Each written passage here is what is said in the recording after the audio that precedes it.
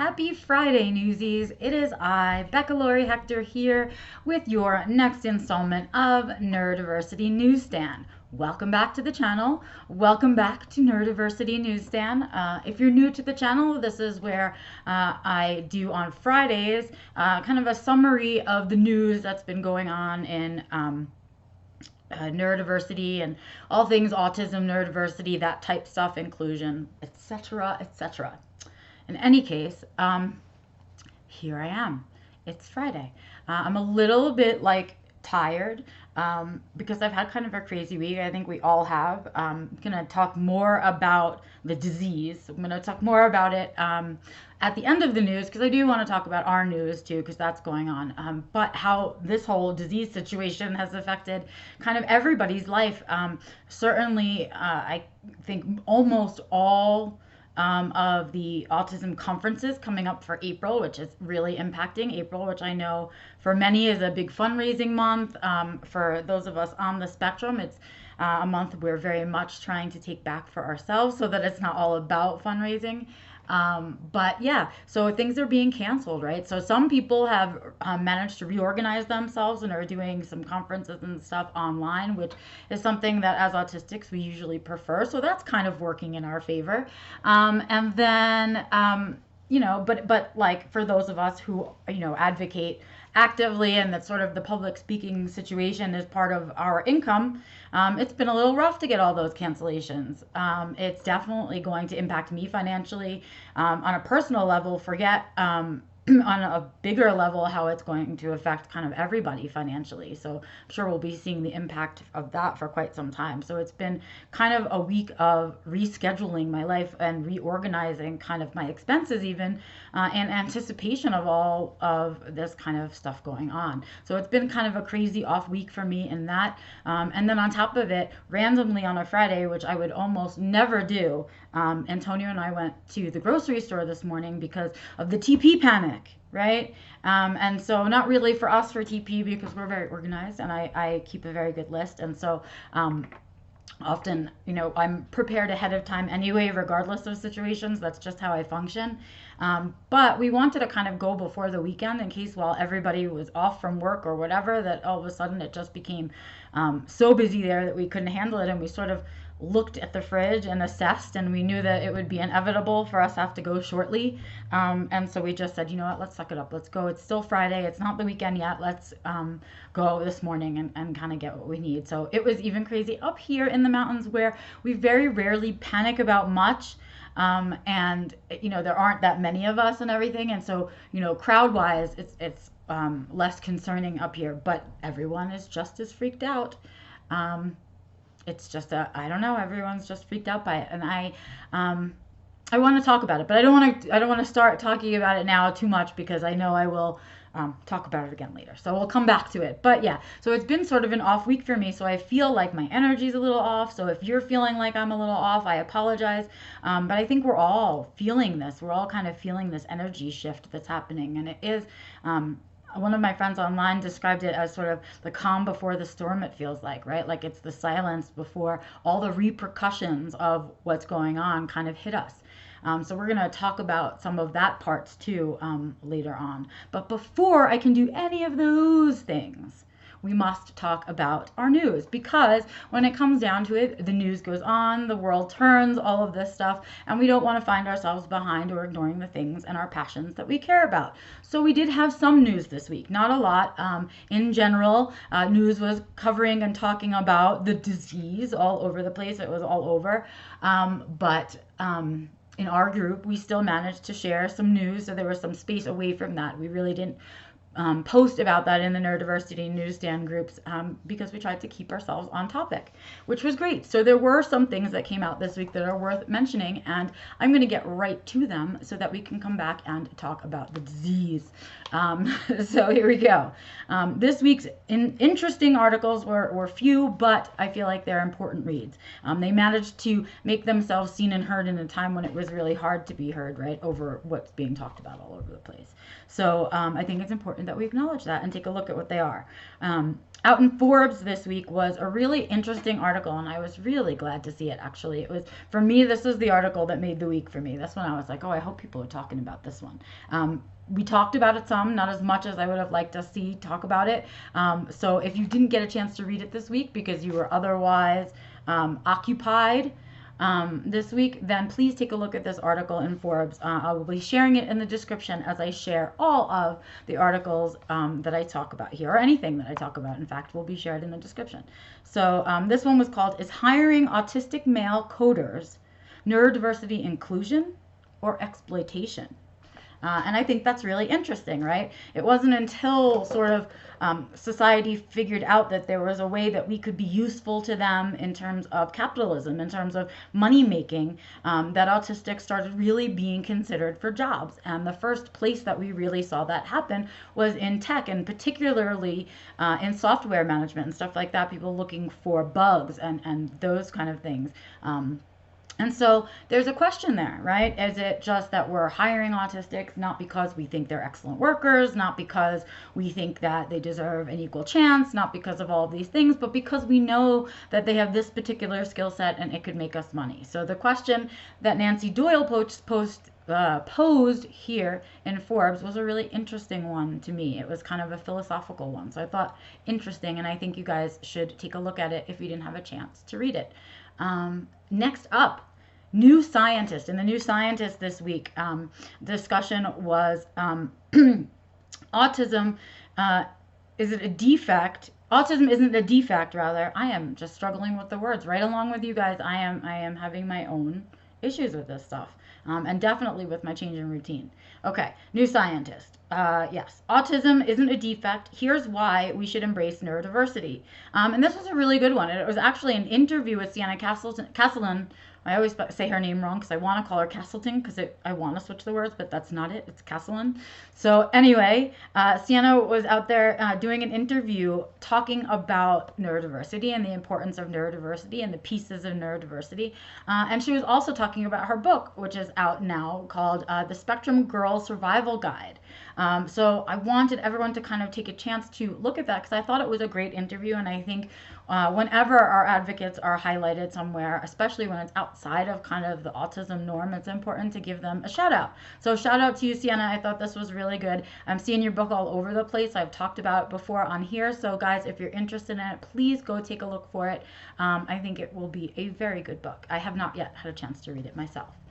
Next up, we had one little tiny bit of research come out, and it wasn't even a real research study so much as an analysis kind of the data that's available. So in Sage Journals this week, we had a thematic analysis of autistic adult relationships with autistic and neurotypical friends and family. So it was really a discussion of are the friendships, are the relationships different when it's autistic with autistic versus autistic and neurotypical. And we know already that the communication struggle is not one-sided in an autistic neurotypical relationship. We know that it's a stressor on both, and so the communication isn't clear for both parties. But we also know that when autistics and autistics have a conversation, it's full of many less stressors than we're used to having. So yes, I think that overall we're going to find that autistics are more comfortable with autistics. We don't require as much work, I think, for each other. And so it's a clearer communication. But I thought that was a really good bit of research. It was in the Sage Journal, so that kind of makes it research. I would take a look at that one if you didn't have a chance to read it this week. Okie dokie. Next up, we have a piece that came out in Psychology Today. It is, again, the work of Erin Bullis and Abby Sasurka together. And it was a great piece kind of speaking back on the reflections that happen after you get diagnosed and you've kind of moved through that. And so it was called 5 Messages for My Younger Self, which I thought was great. And it was 5 little pieces of advice that we wish that they wish that they could have given their younger selves. And I really loved their list. I agreed with all 5 of them on their list. My favorite one was the follow your own lead. I think that as autistics, especially when we go undiagnosed, we stop listening to ourselves. We stop trusting our gut. We stop really I don't know, listening to all of our body's needs even. And that's really an important thing to get back as you work to get back, at least once you get diagnosed and you kind of are learning to become comfortable with your autisticness.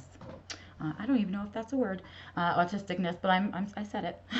In any case, so that piece came out in Psychology Today from the two of them, Erin and Abby. Thank you so much. Giant shout out from me. I thought this was a really, really good piece.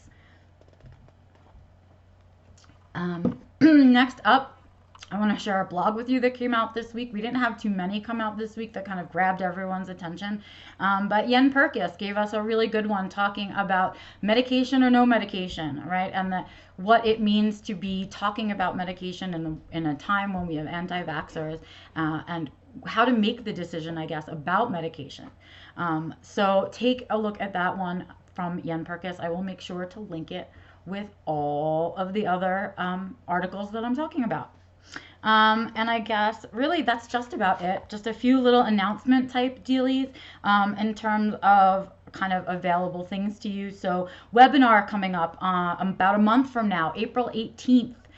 Coming out from Barb and Yenn Purkis under the umbrella of Spectrum Women. They will be doing a webinar on relationships. It's going to be a 3-hour webinar, and I will give a link to you. Barb has already done the math for you in terms of your time zone, and it's $60 for the 3 hours with the two of them. I hope to be next spring doing a webinar series myself with Barb's that I hope you guys will check out.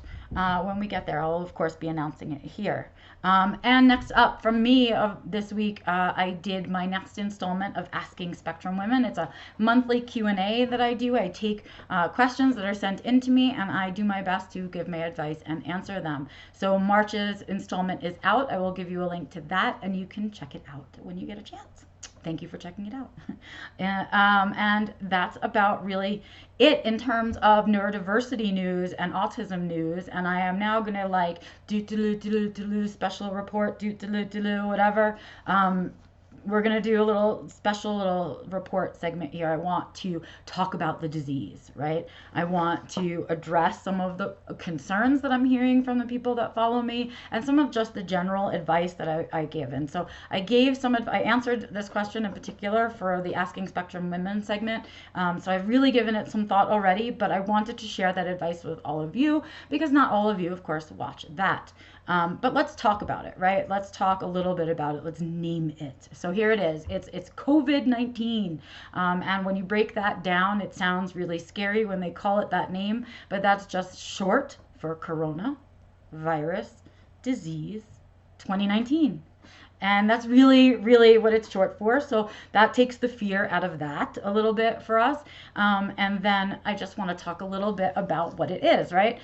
So when I give advice to people in terms of not just this, we've had other kind of big news stories take over our news feeds and our lives for a little bit, whatever it may be. And I have some general advice about that. But I want to talk about the facts of what we're talking about when we talk about the coronavirus, right? We're talking about essentially a cold virus. That's what it is. A coronavirus.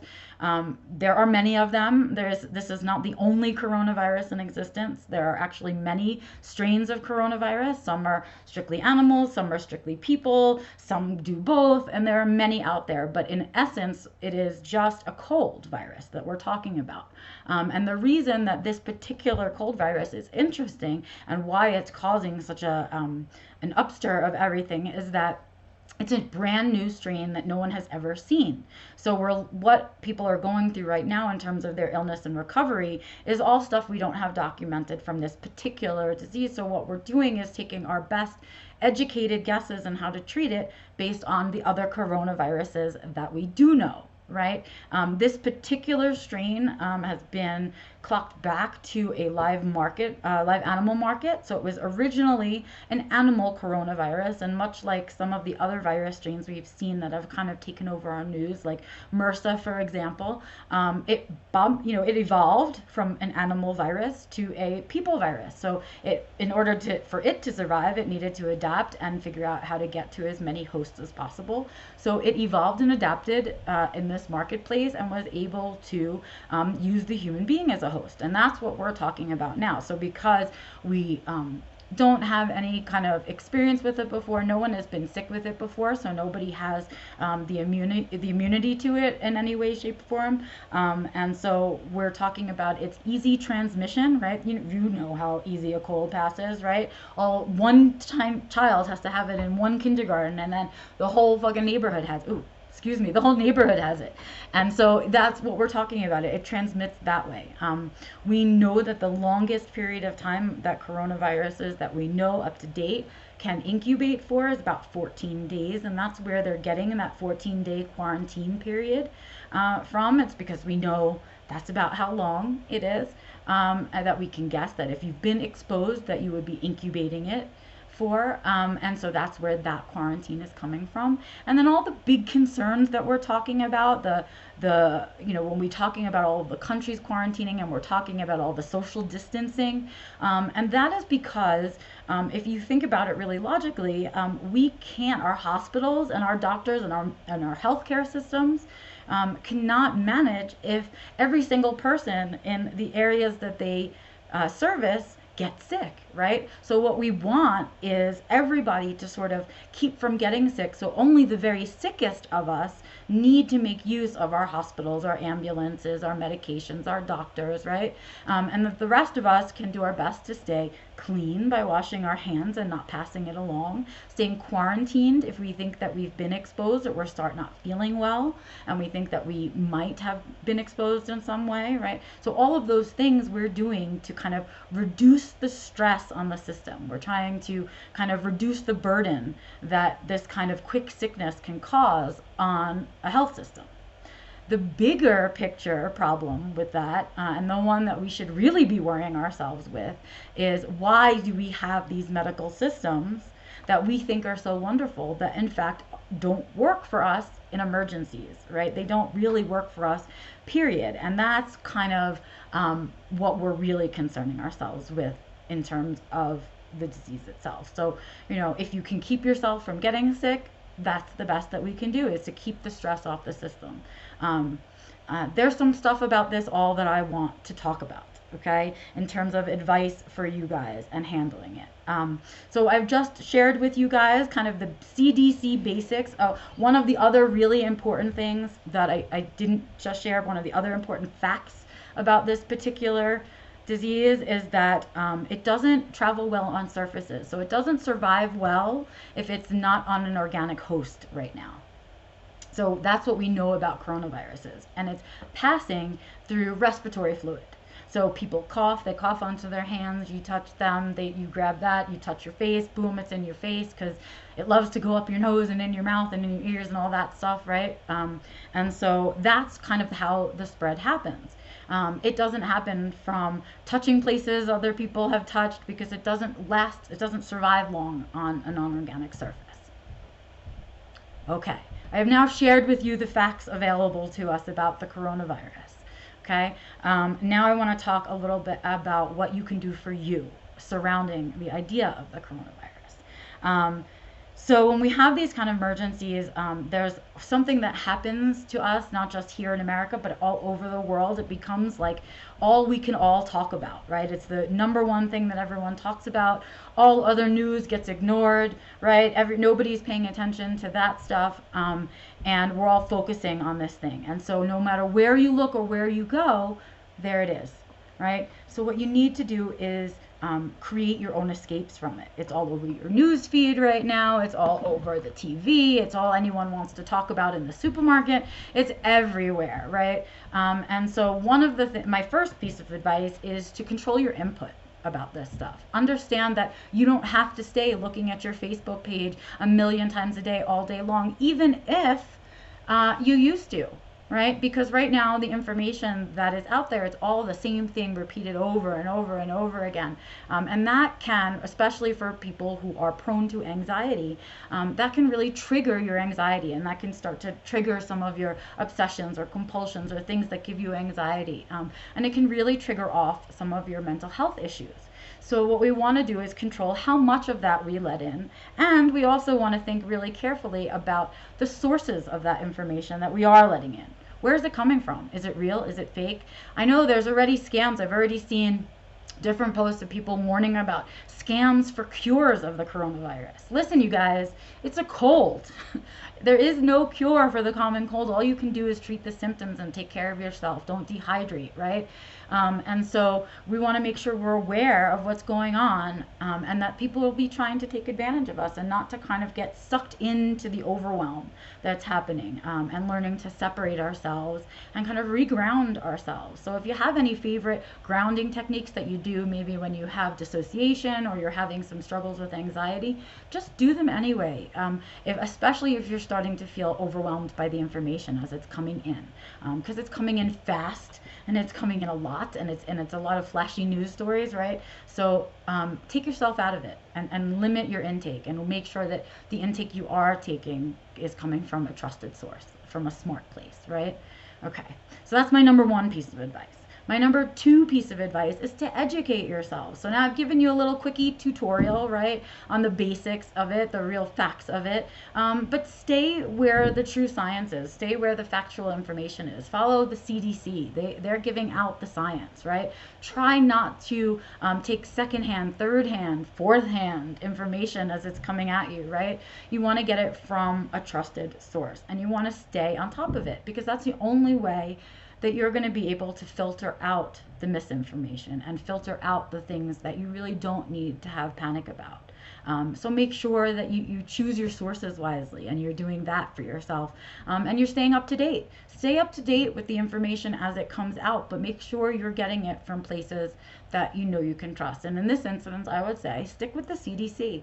Make sure that the information that you're reading in other places rings true with the information that they're sharing, right? Because right now that's sort of the best place for the truest information. Okay, so those are those two pieces. And then I think my third piece of advice in terms of these kinds of things is it's twofold.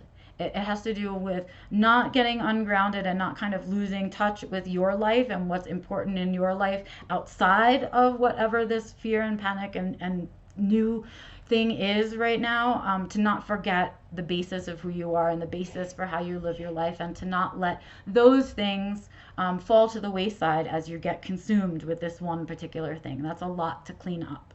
And in fact, you know what I'm going to do? I'm going to separate this last piece as a fourth one. I think they should be separated. So that's one piece of advice there. And the fourth piece of advice is remember to laugh about it. There's going to be jokes out there about it, and some of them will be funny, some of them will be not, some of them might offend you. But remember that as human beings, we require a certain amount of humor to survive these really serious situations. We need it to get through. It's how our brains and bodies manage to survive crisis situations. So remember to take some time to laugh about it. Try not to be so easily offended by some of the memes and jokes, because they are meant for humor. And yes, we are all aware of the seriousness of the situation. We are all aware of how very much so disease like this equalizes us as human beings, right? And everyone is aware of the serious nature. But if you do manage to find some humor in it out there, by all means, please allow yourself to laugh about it. It's okay. You don't have to be serious all the time. And along that, I have to tell you guys that there's been a lot of really good Aspie humor out there. We've had a lot of good autism humor come out of this. I mean, you can't require of the world that they start social distancing and not have a bunch of people that social distance for a living think that it's the best thing in the whole world, right? Oh, you don't want us to suddenly shake hands and do all of these crazy social things that we don't usually want to partake in, but suddenly it's okay for us not to do, right? And my observation of the whole thing was like, when I separate myself like this and I don't want too much human contact and I start to really socially distance, it gets called isolating and it's given all these negative names. But suddenly when everyone has to do it, it's social distancing. So I like that there's some humor finding itself through here. And I think as autistics in particular, we find the humor in what this situation is requiring of people to do and how much difficulty they seem to be having with it. And that's not all autistics. There are many of us who are extroverts and will be missing the time that they're able to spend out in the world. But that doesn't mean that they can't see the funny in it too. So take some time and see the funny in it. And then remember to take care of you, and then take care of your closest, because that's your job. And if everybody does that little bit of a job and they take care of them and the people around them, right, we'll all make it through this okay. We'll be fine. And we just have to remember not to panic and to stay with the truth. So that's my advice on the disease.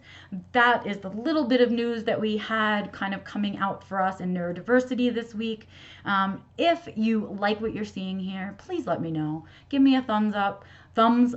Let me know in the comments, or send me an email at info@beccalaurie.com. I'm always happy to hear from you guys. Always happy to comment back. You can comment wherever you see this video, but let me know how I'm doing. Let me know if I missed anything that you thought should have been in here. And I guess that's it for me. I am not entirely sure what I'm going to do with my weekend yet. I know I don't have to go food shopping now, which is fantastic. But I'll probably just kind of take advantage of the silence that I now have suddenly in my workspace. And I think that means for me doing some writing. I would hope so. So that's what I'm going to try and do with my time. I hope you guys do something wonderful with your time. Try and stay grounded. Try and stay real with it. And love the ones around you, right? Because that's what anything like this reminds us, is it reminds us of how important the people are that we choose to put in our lives. So take some time and be grateful for that. I'll see you guys next Friday with the next installment of Neurodiversity Newsstand. And if you like what I do here and you're interested in some more of me, you can catch me here on this channel on Tuesdays at 2:20 p.m. Mountain Standard Time, which is my Colorado time.